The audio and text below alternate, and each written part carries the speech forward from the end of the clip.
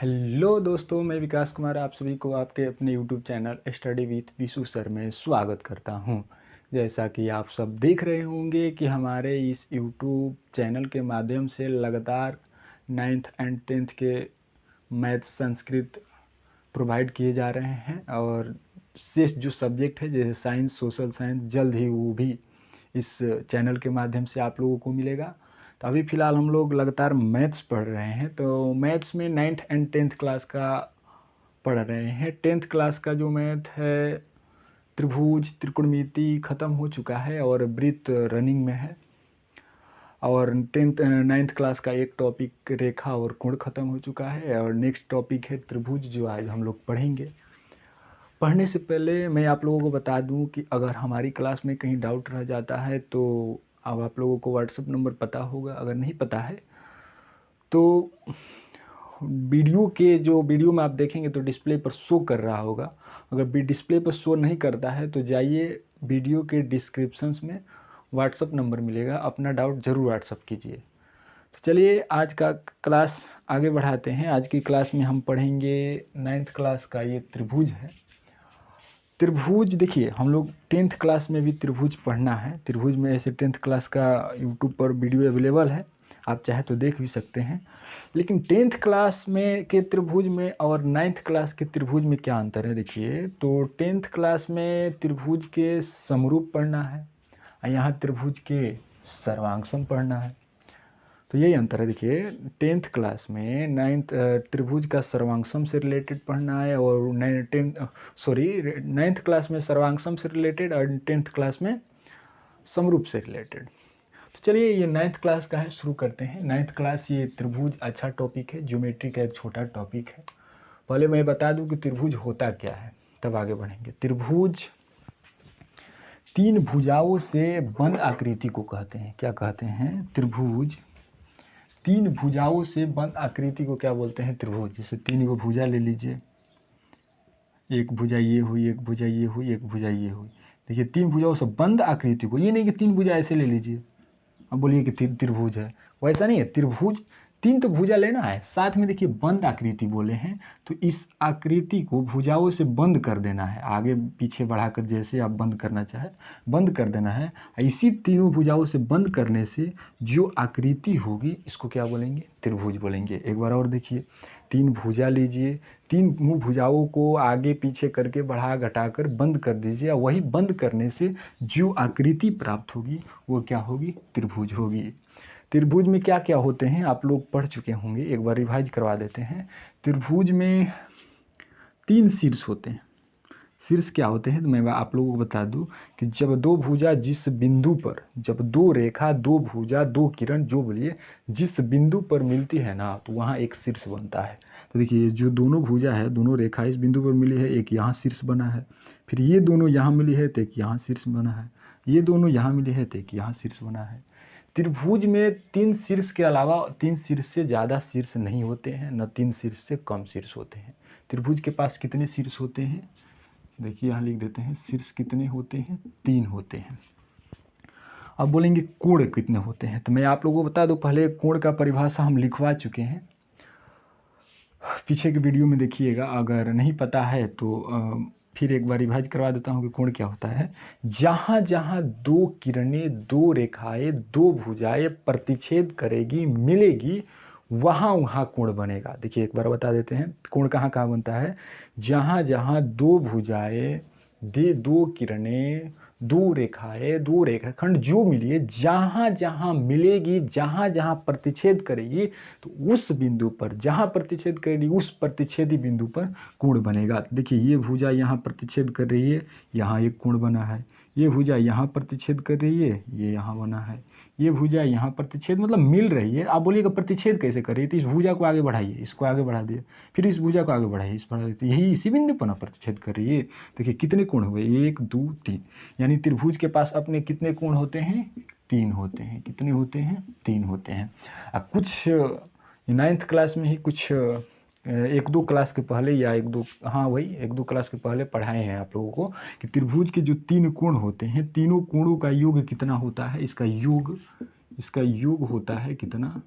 180 degree होता है। हम प्रूफ के साथ लिखवाएं, ध्यान रहे अंतः कोणों का योग 180 होता है, बाह्य कोणों का योग 360 डिग्री होता है। हम इसको परमेय था तो इसको प्रूफ करवाए हैं। तो प्लीज़ आप चाहते हैं कि इसको और अच्छी ढंग से समझना कि 180 डिग्री अंतः कोणों का योग कैसा होता है, उस बहिष्कोणों का योग 360 डिग्री कैसे होता है, तो आप चाहते हैं इसको अच्छी ढंग से समझना।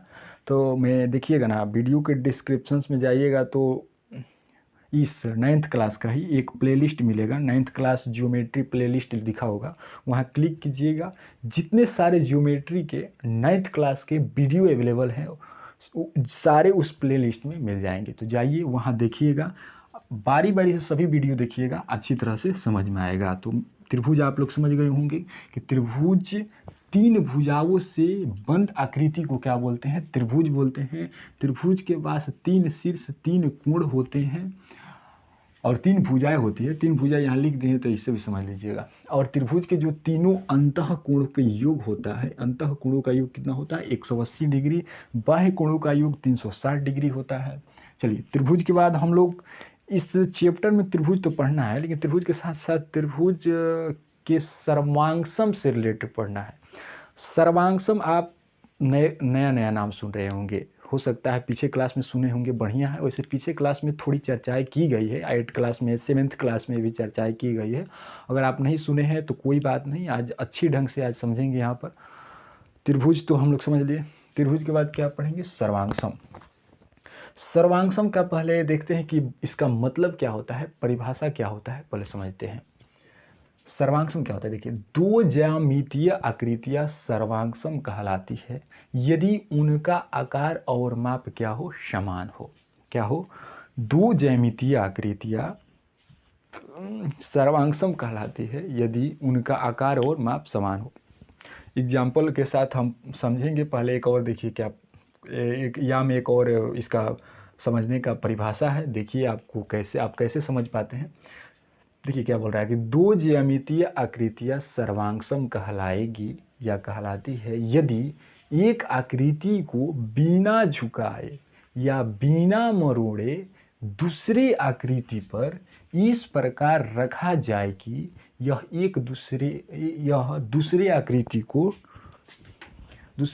को पूर्ण रूप से ठीक ढक ले। देखिए हम क्या बोलना चाह रहे हैं, 2 आकृति लीजिए, दुनिया का कोई भी आकृति, कैसा आकृति होना चाहिए, वो दोनों आकृतियां कब सर्वांगसम होगी। देखिए क्या बोल रहा है कि 2 आकृतियां सर्वांगसम कहलाती है, कब कहलाएगी, जब उनका आकार जो होना, आकार और माप समान होना चाहिए। कहने का मतलब 2 आकृति कोई भी लीजिए, जैसे हम ले लेते हैं आयत, तो बोलिएगा कि दोनों आकृतियां जो होनी चाहिए ना, आकार सेम होना चाहिए। तो दोनों हम आयत ही लेंगे। क्या लेंगे, दोनों हम आयत ही लेंगे। रुक जाइए एक सेकंड। दोनों आकृतियां हम क्या लेंगे, आयत ही लेंगे।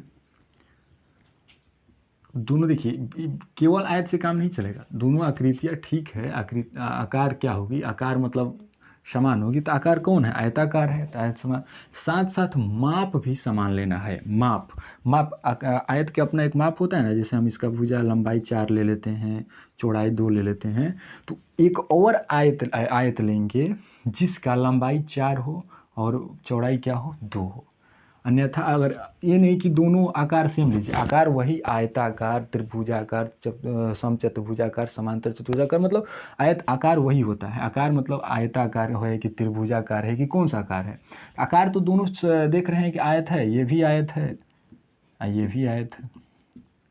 देख रहे हैं कि इसकी चौड़ाई 2-2 है, इसकी भी चौड़ाई 2-2 है, इसकी लंबाई 4-4 है, उसकी भी 4-4 है। तो इसका मतलब कि दोनों चतुर्भुज क्या है, सर्वांगसम है। दोनों आकृतियाँ क्या है, सर्वांगसम है।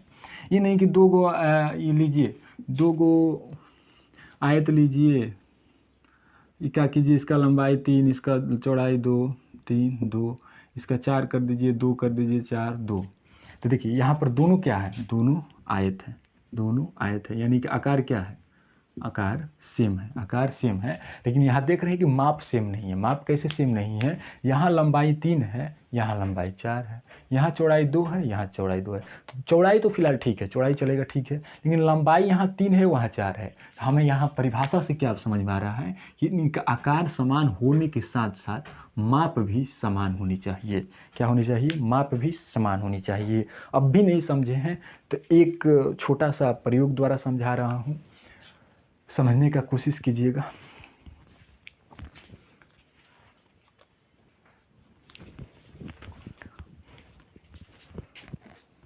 चलिए, ये दोनों देखिए, ये दोनों क्या है? आयताकार है। दोनों क्या है? आयताकार है। इस आकार तो सेम है, ये भी आयताकार, ये भी आयताकार। अब माप सेम देखिए कैसे होता है, माप भी सेम है क्योंकि ये दोनों क्या है? A4 साइज के पेज हैं, तो माप भी सेम होगा। तो देखिए इस परिभाषा को देखिएगा, दो आकृतियाँ, ज्यामितीय आकृतियाँ सर्वांगसम कहलाएगी यदि एक आकृति को बिना झुकाए या बिना मरोड़े, मतलब एक दो, जैसे हम दो आकृति यहाँ ले लिए हैं, दो आकृति लिए हैं, बोल रहा है कि एक कोई भी एक आकृति को बिना झुकाए या बिना झुकाए, मतलब क्या होता है? देखिए झुकाए मतलब इधर उधर तिरछा, मतलब इधर उधर झुकाना नहीं है, मोड़ना नहीं है, मतलब सीधा सीधा बिना मोड़े दूसरी आकृति पर इस प्रकार रखा जाए कि यह दूसरी आकृति को पूर्ण रूप से ढक ले। तो देखिए हम इस आकृति को कुछ नहीं करेंगे, इस आकृति को बिना झुकाए और मोड़े इसके ऊपर रखते हैं, ऊपर रख रहे हैं, देखिए ऊपर रख रहे हैं। तो कह रहा है कि ऊपर रखने से रखा इस प्रकार रखा जाए कि जो दूसरी आकृति है ना, देखिए पहली आकृति को दूसरी आकृति पर रख रहे हैं, तो इस प्रकार रख रहे हैं कि ये दोनों क्या हो जा रहे हैं? दोनों, एक सेकेंड,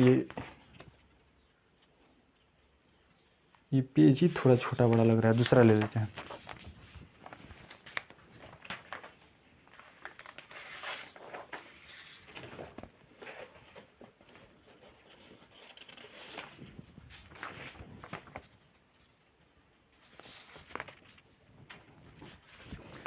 देखिए इस बार देखिएगा हम क्या करें, मान लीजिए ये पहली आकृति है, ये दूसरी पहली आकृति है, दूसरी आकृति को जैसे रख रहे हैं ऊपर, तो देख रहे हैं कि रख रहे हैं ना, तो देखिएगा रखा जाए कि यह दूसरी आकृति को पूर्ण रूप से ढक ले रही है, पूर्ण रूप से ढक ले रही है, इसका मतलब देखिएगा ना पहली आकृति को, तो दूसरी आकृति नहीं दिखाई देगी। देखिए हम एक आकृति, दो आकृति लिए हैं, दो आयताकार आकृति है, दोनों को एक दूसरे के ऊपर रख रहे हैं, तो आप एक आकृति को देख रहे होंगे तो दूसरी आकृति आप लोगों को दिखाई नहीं दे रही होगी।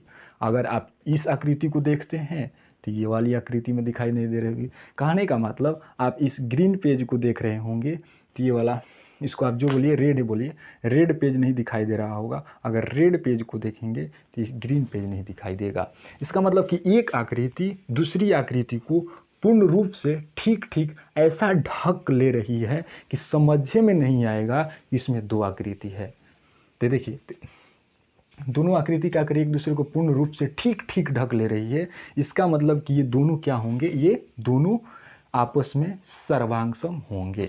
क्या बोलेंगे? दोनों क्या है? सर्वांगसम है, क्योंकि दोनों आकृतियाँ एक दूसरे के ऊपर रखने पर दोनों आपस में एक को ऊपर रख रहे हैं तो दूसरी ढक जा रही है। क्या बोलेंगे? दोनों क्या होगी? आकृतियाँ आपस में सर्वांगसम होगी। अब बोलेगा कि एक ऐसा एग्जाम्पल लीजिए कि सर्वांगसम ना हो, तो देखिए एक और ले रहे हैं पेज।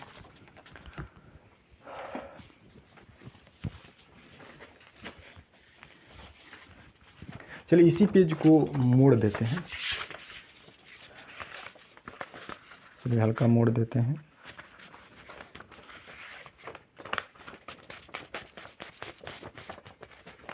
चलिए दो पेज है, ये दो पेज लिए हैं, दोनों को एक दूसरे के ऊपर रखते हैं।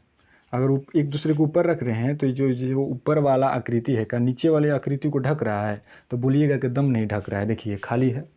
फिर इधर करेंगे तो इधर से तो ढक जा रहा है, ठीक है, लेकिन इधर छोटा है। देखिए दोनों आकृतियाँ मतलब एक दूसरे को देख रहे हैं तो पूरी तरह से ढक नहीं रही है। एक ढक रहा है तो एक नहीं ढक रहा है। तो देखिए इस आकृति को ये आकृति इस नीचे वाली आकृति को नहीं ढक पा रही है। इसका मतलब कि ये दोनों आकृतियाँ क्या होगी? सर्वांगसम नहीं होगी। सर्वांगसम नहीं होगी। तो आशा करते हैं आप लोग समझ गए होंगे सर्वांगसम आकृतियाँ, और जो सर्वांगसम आकृतियाँ होगी वो, या जो सर्वांगसम नहीं होगी। एग्जाम्पल और लेकर समझाते हैं आप लोगों को। देखिएगा कुछ एग्जाम्पल लिखे भी हैं, उस एग्जाम्पल को समझिएगा। ये त्रिभुज बनाए हैं, त्रिभुज में इस एक भुजा 8 है, 10 है, 11 है, इसमें 8 है, 10 है, 11 है, इसमें भी 8, 10, 11 है, इसमें 16, 18, 11 है। बोलिए क्या आकृतियाँ आपस में सर्वांगसम होगी? कैसे सर्वांगसम होगी? कौन कौन सर्वांगसम होगी, कौन कौन सर्वांगसम नहीं होगी, समझिएगा। देखिएगा ये जो 8 सेंटीमीटर है, ये क्या है 10 सेंटीमीटर, मतलब ये 11 सेंटीमीटर। इस ए शीर्ष को आप कहाँ रखेंगे? हाँ, पी पर रखिए। इस बी को क्यू पर रखिए, इस सी को आर पर रखिएगा। सब उलट कर रखिएगा ना, एक आकृति दूसरी आकृति को पूर्ण रूप से ढक लेगी। कैसे रख लेगी? देखिए ये वाला आकृति यहाँ रखेंगे, इसको यहाँ रखेंगे, इसको यहाँ रखेंगे। कैसे रखेंगे? देखिए ए को पी पर रखेंगे और बी को क्यू पर रखेंगे, तो ये ए बी क्या बन जाएगा? ए बी यहाँ पर आ जाएगा। ए बी का मान कितना है? 8 है, तो वो भी 8 पूरा पूरा ढक लेगा। फिर देखिए ये बी को कहाँ रखे हैं? क्यू पर रखे हैं। एक सेकंड लिख लेते हैं, ए बी सी। बी को कहाँ रखे हैं? क्यू पर रखे हैं, और सी को कहाँ रखे हैं? आर पर रखे हैं। दोनों को कहाँ रखेंगे? सी आर को, बी को क्यू पर रखेंगे, सी को आर कर रखेंगे। तो इसका मान कितना है? 10 है, तो इसका भी मान देखिए क्यू आर का मान कितना है? 10 है। फिर ए को कहाँ रखे हैं? पी पर रखे हैं, पी पर, और ये सी को कहाँ रखे हैं? आर पर। यानी ये सी का मान कितना? 11 है, तो पी आर भी क्या होना चाहिए? 11। तो देखिए दोनों आपस में आप जैसे भी प्रयोग कीजिएगा, उलट कर जैसे जैसे बोले वो रखिएगा, तो दोनों आकृतियाँ आपस में एक दूसरे को पूर्ण रूप से ढक लेगी, एक दूसरे को पूर्ण रूप से ढक लेगी। तो ये दोनों आकृतियाँ क्या हो जाएगी? सर्वांगसम हो जाएगी। इसी तरह आप इसको भी देखिए, ये 8 है, 11 है, 10 है, ये भी आप रखिएगा। ए को कहाँ रखिएगा आप? ए बी 8 सेंटीमीटर है। हाँ देखिए ए को आप एम पर रखिएगा, ए को एम पर, और बी को के पर रखिएगा, बी को के पर रखिएगा, और सी को एल पर रखिएगा। तो रखिएगा ना, ए बी कितना है? 8 सेंटीमीटर है, तो यहाँ ए बी रखेंगे तो 8, तो ये भी 8 हो जाएगा। फिर ये देखिए ए बी सी 10 सेंटीमीटर है, बी सी कहाँ है? ये वाला है, देखिए 10 सेंटीमीटर है। ए सी कितना है? 11 सेंटीमीटर है। ए सी कहाँ है? ए सी, ये 11 सेंटीमीटर है। तो मतलब पूर्ण रूप से ढक लेगा। इसका मतलब जो लंबाई इसका होगा, उस मतलब जो इस भुजा का लंबाई होगा वही उस भुजा का लंबाई होगा, तब भी ना ढकेगा। वैसा कभी होता है क्या कि जो 1 सेंटीमीटर की लाइन होगी वो 2 सेंटीमीटर लाइन को पूरी तरह से ढक ले? नहीं ढकेगी, वो उस पर संपाती मतलब हो जाएगी, ढकेगी नहीं, बड़ी हो जाएगी, छोटी हो जाएगी। तो एक दूसरे को पूर्ण रूप से ढकने के लिए क्या होनी चाहिए? दोनों को लंबाई सेम होनी चाहिए। अब इसमें देखिएगा, इसमें 16 है, 18 है, 11 है। तो 16, 18, 11, यहाँ इसमें 8 है, 11 है, 10 है, 8, 11, 10 है, इसमें 16, 18, 11 है। अलग अलग लंबाई है भुजाओं की, तो ये क्या होगी? सर्वांगसम नहीं होगी। लेकिन ये तीनों आपस में सर्वांगसम होगी। कहने का मतलब आप इस आकृति को इसके सर्वांगसम बोल सकते हैं, इस आकृति को इसके सर्वांगसम बोल सकते हैं, या इस आकृति को इसके सर्वांगसम। तीनों आपस में सर्वांगसम है, लेकिन ये सर्वांगसम नहीं है क्योंकि इसके भुजाओं की जो लंबाई है समान नहीं है। आप इसको कैसे भी शीर्ष को जहाँ मन तहाँ रखिए, पूर्ण रूप से नहीं ढकेगी, क्योंकि इसकी भुजाओं की लंबाई समान नहीं है। एक आप देख रहे होंगे यहाँ पर हम क्या लिखे हैं? स्थान और विन्यास लिखे हैं, जिसको इंग्लिश में क्या बोलते हैं? Position and orientation. ये मतलब हम क्यों लिखे हैं? आप लोग के मन में क्वेश्चन आ रहा होगा, तो मैं आप लोगों को बता दूं कि जो सर्वांगसम आकृतियाँ होती है उनका जो शीर्ष का स्थान होता है, मतलब सर्वांगसम जो आकृतियाँ होगी ना, वो उसका जो स्थान होगा और विन्यास होगा अलग अलग हो सकता है। कैसे अलग होगा देखिएगा, इसको थोड़ा पिटा कर बना रहे हैं। देखिए 2 आकृति बना रहे हैं, ए बी सी है, 8 सेंटीमीटर। एक और आकृति बना रहे हैं, PQR है, 5 सेंटीमीटर, 6 सेंटीमीटर, 8 सेंटीमीटर। और दो आकृतियाँ बना लेते हैं।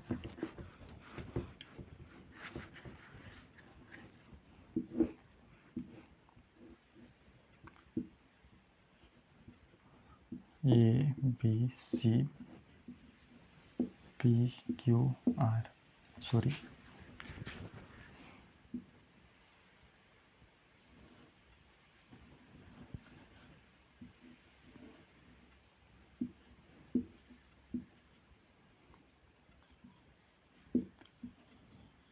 चलिएगा ध्यान से देखिए। हम यहाँ दो आकृतियाँ बनाए हैं, दो आकृतियाँ, ये दो आकृतियाँ। यहाँ देख रहे हैं आप, ये दोनों आकृतियाँ आपस में सर्वांगसम है, ये भी सर्वांगसम है। पहले सर्वांगसम कैसे है वो समझिए।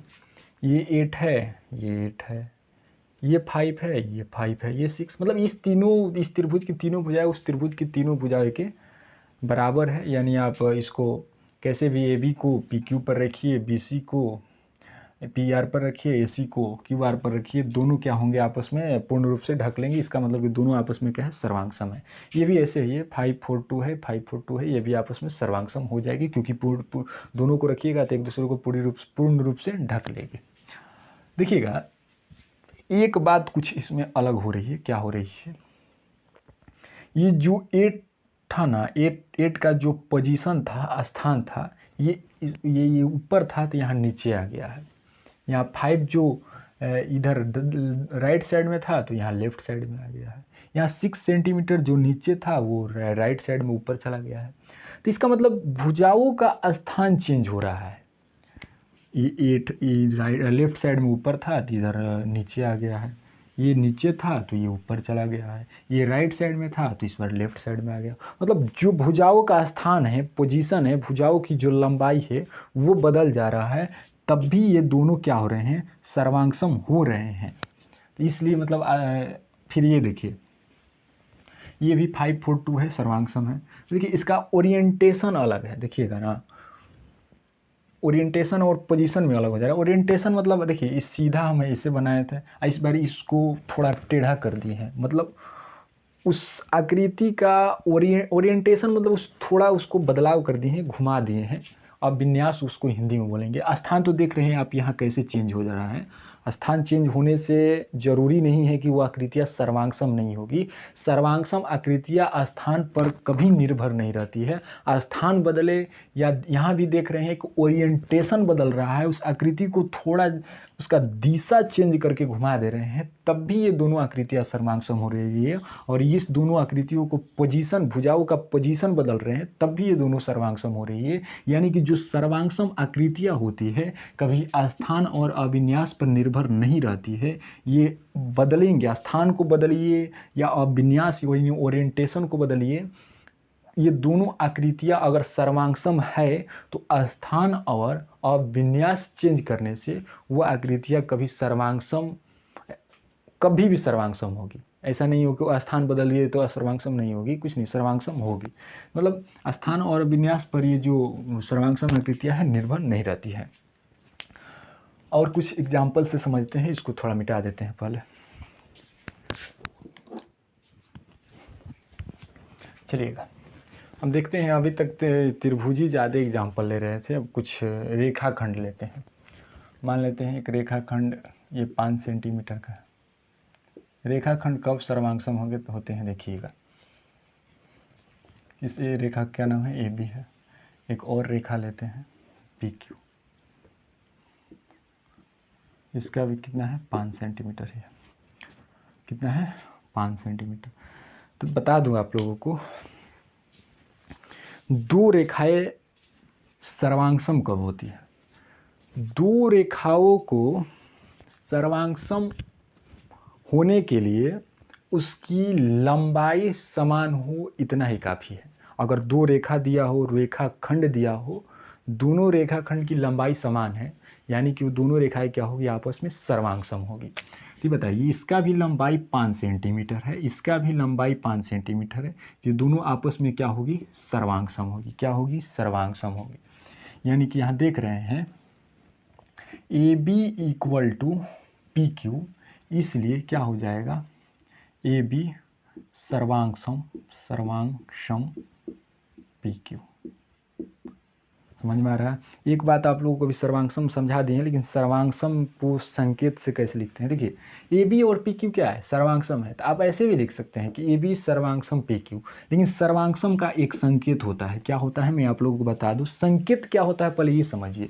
जैसे हम लोग बराबर को डायरेक्ट हम लोग ऐसे लिख सकते हैं, त्रिभुज को डायरेक्ट हम लोग ऐसे लिख सकते हैं, चतुर्भुज को ऐसे लिखते हैं, बहुत सारे संकेत है। वैसे ही जैसे हम लोग समांतर को ऐसे लिखते हैं, लंब को ऐसे लिखते हैं, वैसे ही सर्वांगसम का एक संकेत है। इसको कैसे लिखते हैं, दो बराबर देते हैं और ऊपर से आप लोग ऐसे टेढ़ा दे देते हैं। कैसे दे देते हैं, टेढ़ा। आप जिसको ऐसे भी दे सकते हैं, एस उल्टा एस जैसा होता है, आप जैसे दीजिएगा उल्टा एस जैसा। पहले क्या होता है, दो जैसे इक्वल टू बराबर होता है, बराबर को ऊपर उल्टा एस के समान होता है। तो ये क्या है, सर्वांगसम का संकेत है, सिंबल है। तो याद रहे हम सर्वांगसम हिंदी में बार बार नहीं लिखेंगे, देरी होगा इतना बड़ा लिखने में, तो हम इस सिंबल से काम चलाएंगे। तो क्या लिख सकते हैं, ए बी क्या है, ए बी बराबर पी क्यू है, रेखाखंड ए बी रेखाखंड पी क्यू के बराबर है। तो जब दो रेखाओं को हम बोले कि सर्वांगसम होने के लिए क्या काफ़ी है, कि उस दोनों का लंबाई समान हो जाए। लंबाई समान तो दोनों रेखाएं क्या होगी, सर्वांगसम हो जाएगी, यानी कि सर्वांगसम हो जाएगी। सर्वांगसम का संकेत है। ध्यान रहे, कोई बोलेगा कि दो रेखाएं अगर समान है, लंबाई में समान है, तो क्या होगी, दोनों रेखाएं यानी दोनों रेखाखंड क्या होगी, सर्वांगसम होगी। इतना कोई बोले कि दो, इसका उल्टा भी कोई पूछ सकता है, एग्जामिनर पूछे या कोई भी मान लो आपसे पूछ सकता है, बुक में भी देता है कि अगर दो रेखाखंड सर्वांगसम हो तो क्या बताइए उसकी लंबाई समान होगी, तो बिल्कुल होगी। इसका विपरीत भी सेम होता है। देख रहे हैं कि इस दोनों रेखाखंड की लंबाई सेम होने से ये दोनों रेखाखंड सर्वांगसम हो जा रहे हैं। यदि इतना लंबाई नहीं दिया हो, लेकिन इतना दिया हो कि दोनों रेखाखंड सर्वांगसम है, तो इसलिए क्या बोलेंगे कि दोनों रेखाखंड की जो लंबाई होगी क्या होगी, समान होगी। कैसे समान होगी, जैसे हम इस एग्जाम्पल एक ले रहे हैं, जिसे हम दे रहे हैं, ये एक रेखा है पी क्यू, इसका लंबाई 6 सेंटीमीटर है। एक रेखाखंड लिख दिए हैं यहाँ पर, स्टील दे रहे हैं, इसका लंबाई नहीं पता है, कितना है नहीं पता है, लेकिन इतना पता है कि पी क्यू जो क्या है, सर्वांगसम है किसके, एस टी के। क्या है, पी क्यू सर्वांगसम है एस टी के। तो आप देखिएगा कि दो रेखाखंड सर्वांगसम है, इसका मतलब कि दोनों रेखाएं लंबाई में समान होगी। तो इसलिए पी क्यू 6 सेंटीमीटर है, तो एस टी भी क्या हो जाएगा, 6 सेंटीमीटर हो जाएगा। क्यों होगा, ये दोनों क्योंकि सर्वांगसम है। ध्यान रहे, ढेर रजनीकांत ज़्यादा नहीं बनना है। ये नहीं कि यहाँ 6 सेंटीमीटर दिया है और सर्वांगसम है ही नहीं तो फट दे 6 सेंटीमीटर लिख देंगे, ऐसा नहीं करना। जब दोनों सर्वांगसम होगी तो एक दोनों लंबाई में भी समान होगी, और जब दोनों लंबाई में समान होगी तब सर्वांगसम होगी। इसी तरह कोण देखिए, कोण जैसे इस कोण का नाम ए बी सी है, कोण है, मान लेते हैं ये 30 डिग्री है। एक और कोण बना रहे हैं, ये मान लेते हैं ये भी 30 डिग्री है, ये पी क्यू आर है। ध्यान रहे, जैसे हम लोगों ने दो रेखाखंड को सर्वांगसम कैसे किया, दोनों रेखाखंड अगर लंबाई में समान हो जा रही है तो हम सर्वांगसम कह दे रहे हैं, अगर लंबाई में अगर सर्वांगसम है तो लंबाई समान हो जा रही है। सेम इसी तरह कोण में भी होता है। कोण में क्या होता है, जब दो कोण की माप क्या हो, सेम हो, तो ये दोनों कोण क्या होंगे, आपस में सर्वांगसम होंगे। यानी कि देख रहे हैं इसका भी माप 30 डिग्री है, इसका भी माप 30 डिग्री है, इसलिए क्या हो जाएगा, कोण ए बी सी सर्वांगसम होंगे त्रिभुज पी क्यू आर, सॉरी त्रिभुज नहीं, कोण पी क्यू आर के। ध्यान रहे, दो कोण सर्वांगसम कब होते हैं, जब उनके मान आपस में बराबर हो। ठीक इसका उल्टा भी होता है। कैसे होता है, जैसे हम यहाँ पर लिख दे रहे हैं P Q R A B C, लिख दे रहे हैं कि कोण ए बी सी क्या है, सर्वांगसम है ए कोण ए कोण पी क्यू आर के, कोण पी क्यू आर के। तो बताइए कि अगर ये पी क्यू आर 40 डिग्री है तो ए बी सी क्या होगा, तो ये भी 40 हो जाएगा। क्या होगा, देखिए दो कोण अगर सर्वांगसम है तो इसका मतलब कि दोनों कोण की माप क्या होगी, सेम होगी। अगर दो कोण की माप सेम है तो इसका मतलब कि दोनों जो कोण क्या होंगे, आपस में सर्वांगसम होंगे। तो क्या हम दो बताए अभी फिलहाल, दो रेखाखंड सर्वांगसम, तो इसका मतलब दोनों की रेखाखंड की लंबाई समान। अगर दोनों दो रेखाखंड की लंबाई समान तो इसका मतलब दोनों रेखाखंड सर्वांगसम। फिर कोण बताए कि दो कोण अगर लंबाई में समान माप में समान है तो इसका मतलब कि दोनों कोण क्या होंगे, आपस में सर्वांगसम होंगे। अगर दो कोण सर्वांगसम है तो इसका मतलब कि दोनों कोणों की माप कितना होगी, माप भी सेम होगी। ध्यान रहे हम यहाँ पर ऐसे लिख रहे होंगे तो आप लोग डाउट में होंगे। क्या डाउट में होंगे, जैसे ए बी सर्वांगसम पी क्यू लिखे हैं तो आपके मन में आ रहा होगा क्या हम पी क्यू सर्वांगसम ए बी नहीं लिख सकते हैं, मतलब ए बी के स्थान पर पी क्यू और पी क्यू के स्थान पर ए बी नहीं लिख सकते हैं। तो बिल्कुल लिख सकते हैं, दोनों सही है। यहाँ पर भी वही है, ए बी सी कोण ए बी सी सर्वांगसम पी क्यू आर है, तो क्या कोण ए पी क्यू आर सर्वांगसम नहीं लिख सकते हैं, जरूर लिख दीजिएगा, वो भी सही होगा। कोण पी क्यू आर सर्वांगसम कोण ए बी सी। आशा करते हैं समझ गए होंगे। अब त्रिभुज के बारे में पढ़ते हैं। त्रिभुज,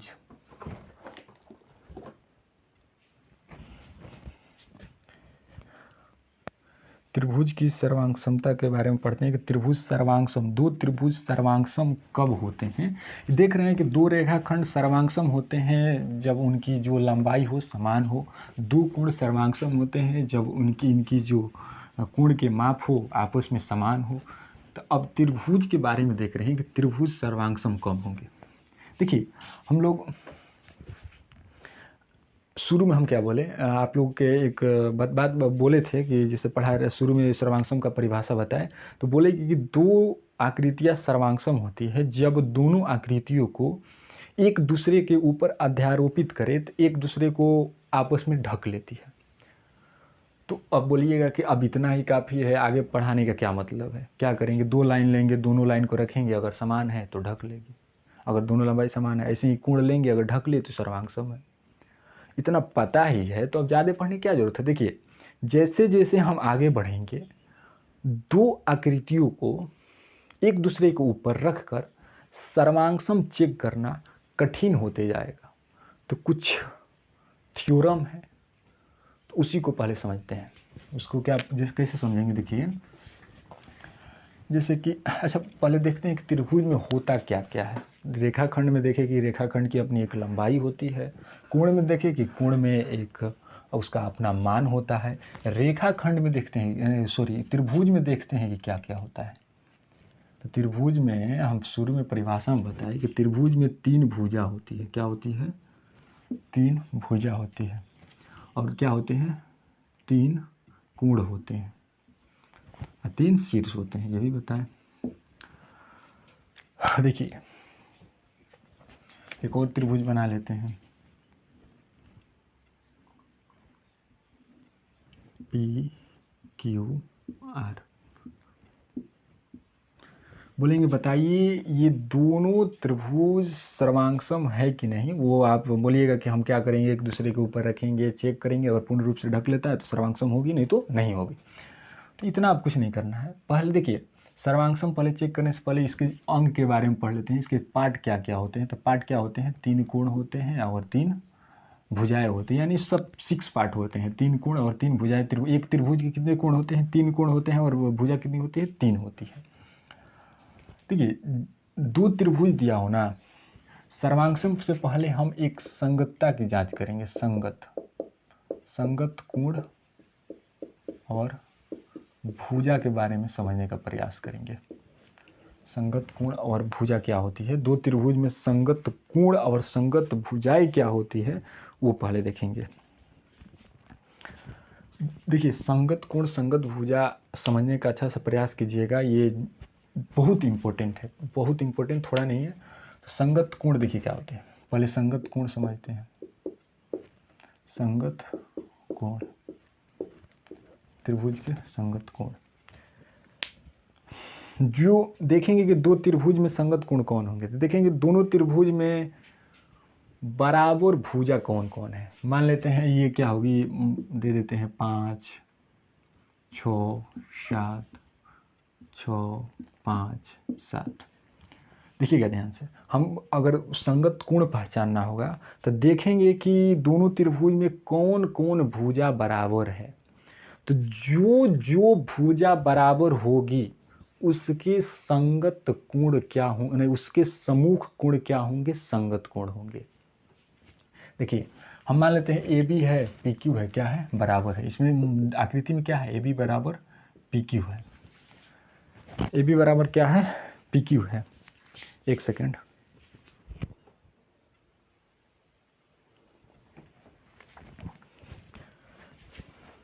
चलिए हम क्या बोले कि अगर दो त्रिभुज में संगत कोण देखना है कि संगत कोण कौन कौन है, तो देखेंगे कि उनकी संगत जो भुजा है उनके सम्मुख कोण कौन कौन है। तो देखिए ए बी और पी क्यू, सॉरी हाँ ए बी, देखिए यहाँ पर एक गलती कर दिए हैं।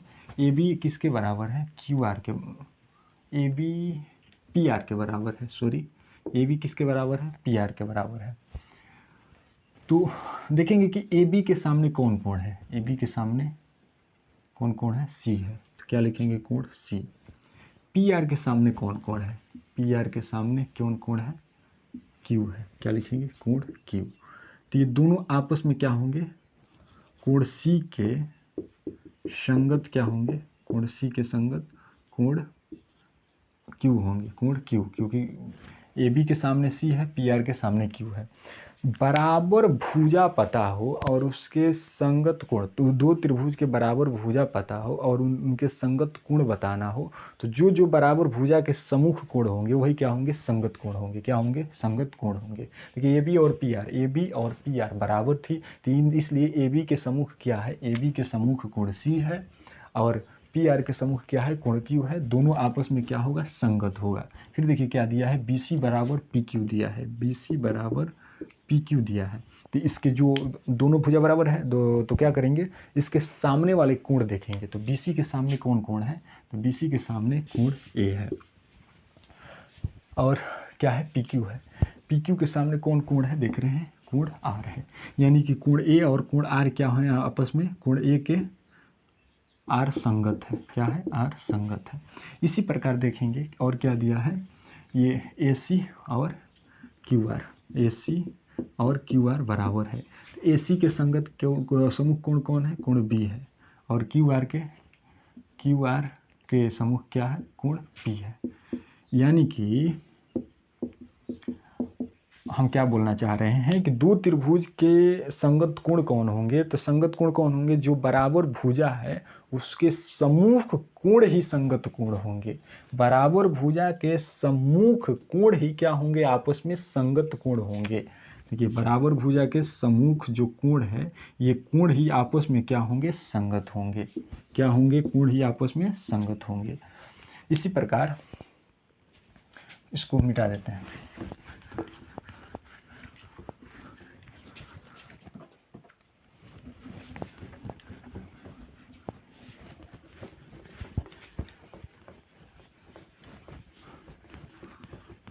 संगत भुजा आप देखते हैं, संगत भुजा,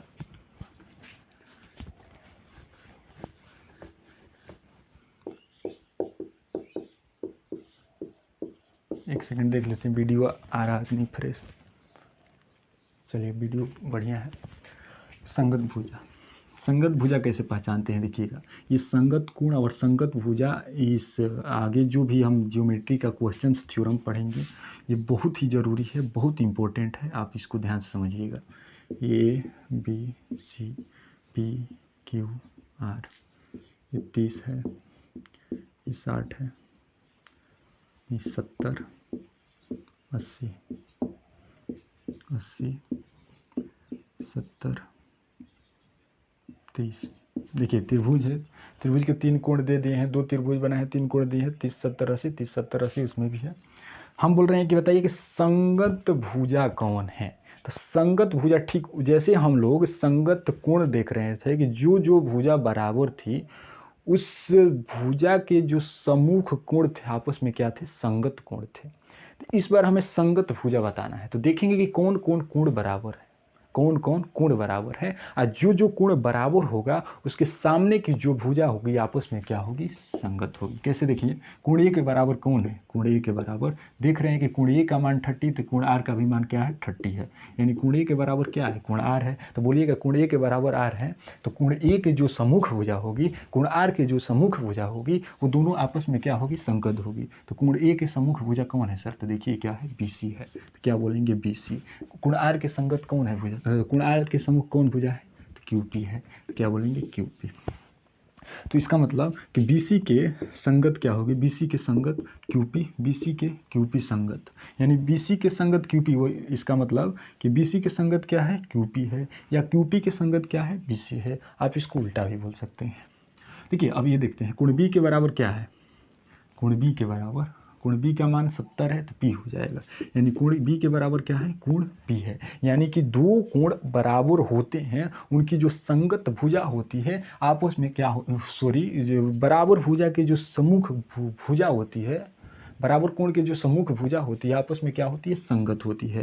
तो B के सम्मुख भुजा कौन है, तो B के सम्मुख भुजा कौन है, देखिए B यहाँ है, इसके सम्मुख क्या है, AC है। तो क्या लिखेंगे, AC। और P के सम्मुख, P के सम्मुख क्या है, QR है, QR है। यानी कि AC और QR क्या हो जाएंगे, आपस में संगत हो जाएंगे। देखिए हो सकता है आप सम्मुख पहचानने में दिक्कत हो रही होगी, तो B देखिए, B के सम्मुख यानी B के सामने कौन भुजा है, AC है। सम्मुख मतलब सामने देखिएगा, यानी कि फिर देखिए को क्या है, कोण C किसके बराबर है, कोण Q के बराबर। यानी कोण C के सामने कौन भुजा है, AB है। तो AB और ये Q, कोण Q के सामने कौन भुजा है, PR है। यानी AB और PR क्या होगी, आपस में संगत होगी। तो संगत कोण और संगत भुजा आशा करते हैं आप लोग पहचान गए होंगे। संगत कोण क्या होती है, दो त्रिभुज के संगत कोण कैसे पहचानेंगे, तो दोनों त्रिभुज में देखेंगे कि संगत, दोनों त्रिभुज में देखेंगे कि कौन कौन भुजा बराबर है। जो जो भुजा आपस में बराबर होगी उसके सम्मुख कोण क्या होंगे, संगत होंगे। और संगत भुजा क्या होगी दो त्रिभुज के, तो देखेंगे कि दो कोण किस, कौन कौन कोण बराबर है, उस कोण की जो सम्मुख सामने वाली भुजा होगी आपस में क्या होगी, संगत होगी। क्या होगी, आपस में संगत होगी। चलिए आगे बढ़ते हैं अब।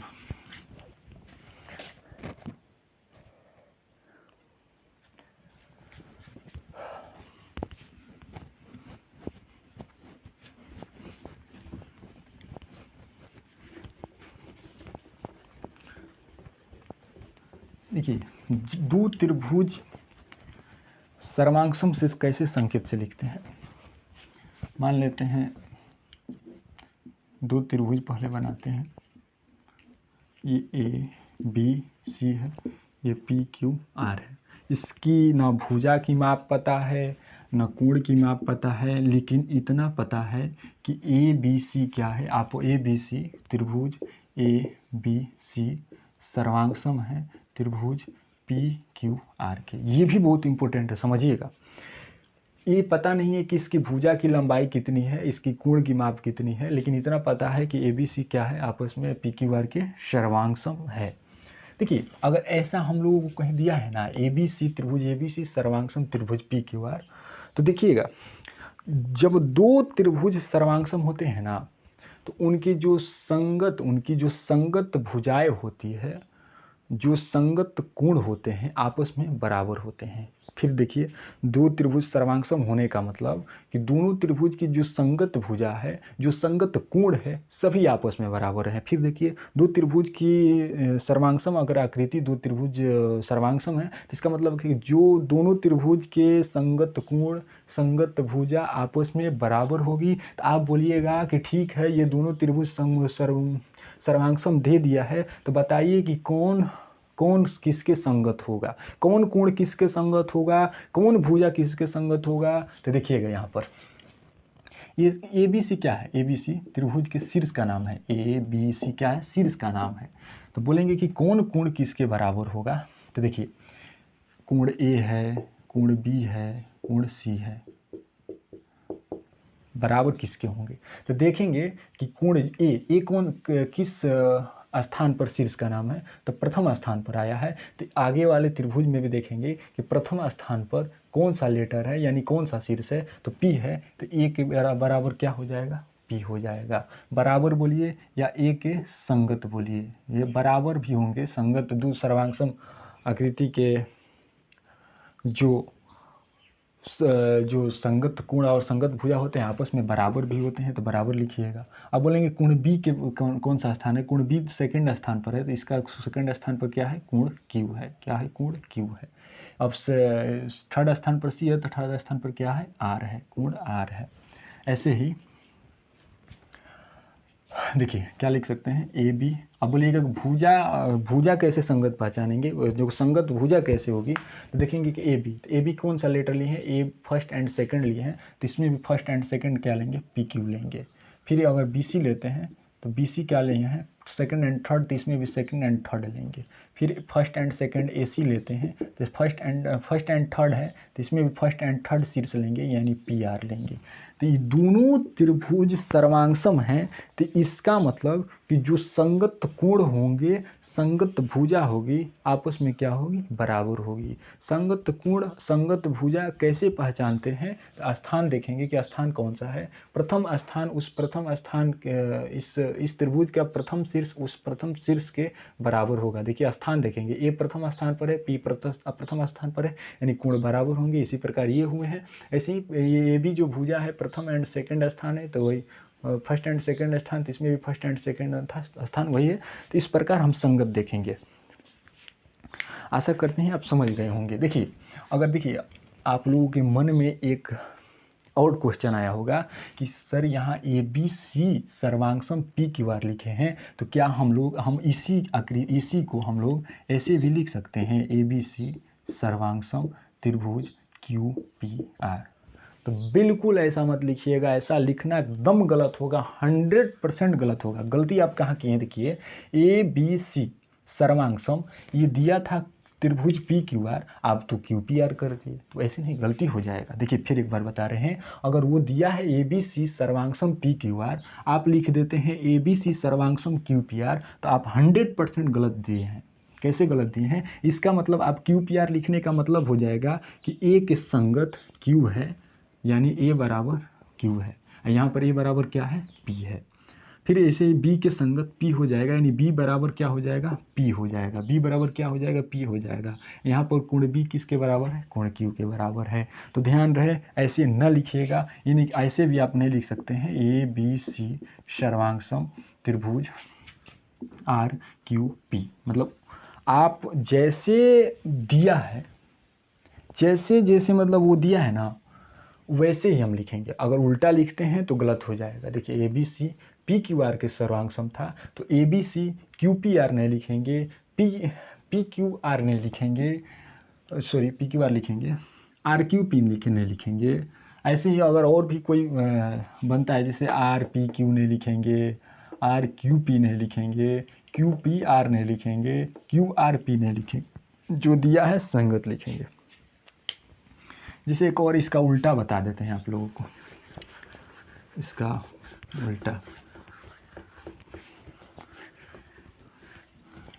क्या है देखिएगा। दो त्रिभुज में अगर कोण ए के बराबर कोण बी है, कोण सी के बराबर नहीं सॉरी दो त्रिभुज है, कोण ए के बराबर डी दिया है, कोण बी के बराबर कोण एफ दिया है, कोण सी के बराबर कोण ई दिया है, और दोनों संगत पर लिखते हैं। संगत को हम ऐसे लिख दे रहे हैं, हिंदी में नहीं। कोण ए के संगत कोण डी है, कोण बी के संगत कोण एफ है, कोण सी के संगत ई है। अब बोल रहा है कि जो दोनों त्रिभुज है आपस में क्या है, सर्वांगसम है। ए बी सी और ए डी एफ क्या है, आपस में सर्वांगसम है। तो क्या हो जाएगा, जिससे लिखना होगा तो कैसे लिखेंगे, ए बी सी त्रिभुज ए बी सी।